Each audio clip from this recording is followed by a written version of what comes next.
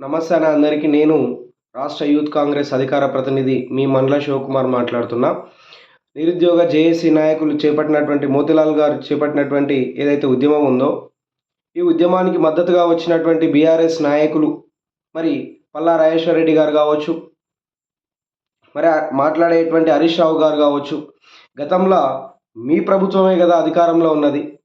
మరి మీ ప్రభుత్వంలో చూసుకున్నట్లయితే ప్రతి దగ్గర క్వశ్చన్ పేపర్ లీకేజ్‌లు, పోస్టులు సరైనటువంటి సమయానికి రిక్రూట్మెంట్ జరగకపోవటం, ఉద్యోగాలు సరైనటువంటి సమయానికి ఇవ్వకపోవటము, అదేవిధంగా మరి ఏదైతే మెయిన్స్ అంటే కానిస్టేబుల్ ఎగ్జామ్ జరిగినటువంటి వ్యవస్థలో దాదాపు గడిచిన అంటే మెయిన్స్ అయిపోయిన 8 నెలల నుంచెల్లి 9 నెలల వరకు అంటే డిసెంబర్ వరకి గూడా సరైనటువంటి రిక్రూట్మెంట్ లేకపోవటం. అంటే మెయిన్స్ కండక్ట్ చేసి రిజల్ట్స్ ఇవ్వకపోవటం, రిజల్ట్స్ ఇచ్చిన తర్వాత ట్రైనింగ్ పంపడానికి మళ్ళీ టైం తీసుకోవటం, ఇంత దౌర్భాగ్య పరిస్థితి తీసుకున్నదనమాట.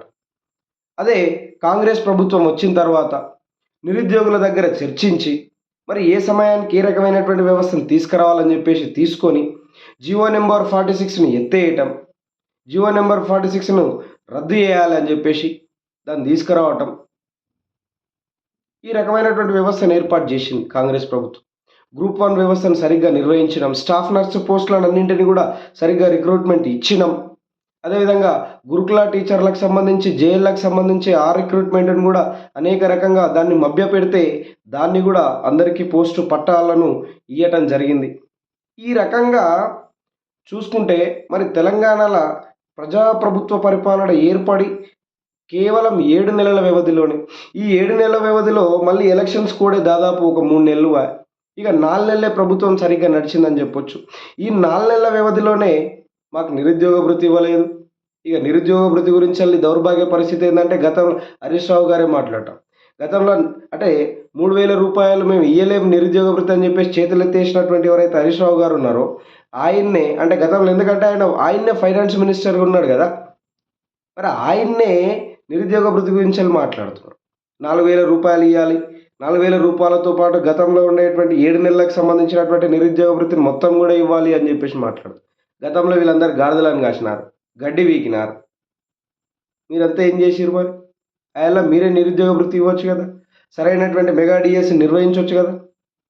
మేము మెగా డిఎస్సిగా 11,000 పోస్టులను పెంచినాం మేము. మీరు కేవలం 5,000 పోస్టులను మాత్రమే చూపించారు. అంటే అదనంగా మేము మళ్ళీ 5,600 పోస్టులను తీసుకురావడం జరిగింది మెగా డిఎస్సిగా.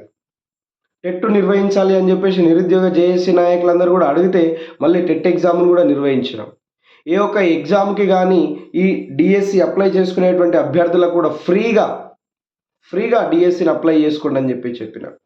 మీ దౌర్భాగ్య పరిస్థితులు ఏంటంటే ఆఫ్టర్ ఆల్ ఒక కానిస్టేబుల్ ఎగ్జామ్‌కి అప్లై చేసుకోవాలంటే రూ. 1,000. టెట్ నిర్వహించాలి అని అంటే 1,200 పైన నిర్వహించడం. ఒక్క పేపర్‌కి రూ. 1,200 తీసుకోవటం.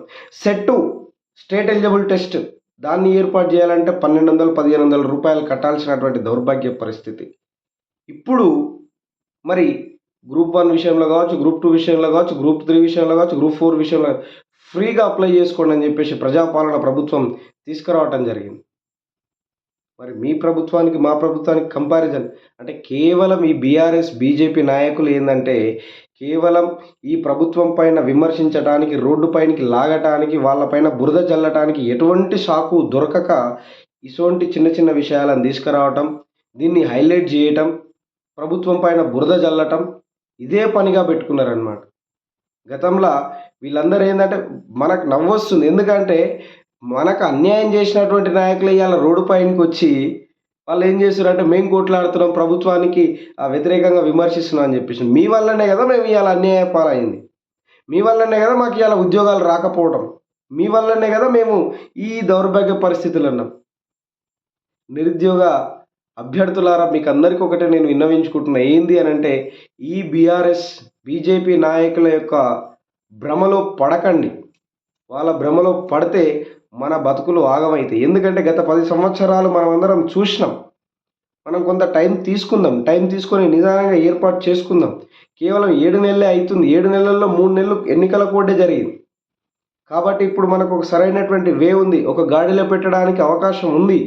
కాబట్టి ఖచ్చితంగా మీ దగ్గరికి మళ్ళీ ఎవరైతే మోతీలాల్ గారు గాంధీ ఆసుపత్రిలో నిరాహార దీక్ష చేపడుతున్నారో వాళ్ళ దగ్గరికి మళ్ళీ రాష్ట్ర యూత్ కాంగ్రెస్ అధ్యక్షులు శివసేనారెడ్డి గారు వస్తారు. ఎన్ఎస్యుఐ రాష్ట్ర అధ్యక్షులు మన అన్నగారు బల్మూరు వెంకట్ గారు వస్తారు, మనవాత్రాయ్ గారు వస్తారు. కాబట్టి ఒక్కసారి ఆలోచన చేసుకోండి. ఖచ్చితంగా నిరుద్యోగ జేఏసీ అభ్యర్థులారా, ఈ బీఆర్ఎస్ పల్లా రాజేశ్వర్ రెడ్డిలో మధ్యలో కానీ మరియు హరీష్ రావు మధ్యలో కానీ పడకండి. అన్యాయంగా మనం అన్యాయం అయిపోతాం. అదొక్కసారి గుర్తుపెట్టుకోండి. జై హింద్.